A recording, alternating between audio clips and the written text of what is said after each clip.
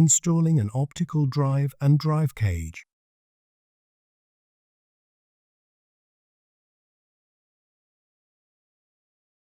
If necessary, install the optical drive retainer and optical drive bezel.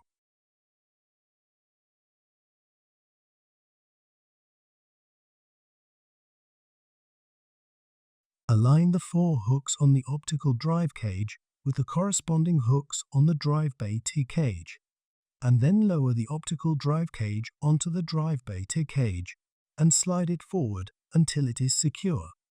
Fasten the screw to secure the 2 drive cages together.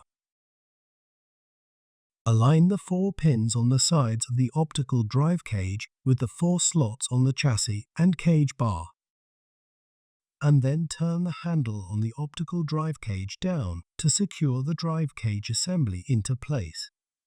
Connect the power and signal cables to the 3.5-inch drive. Install the optical drive in the drive cage assembly. Connect the power and signal cables to the optical drive cage.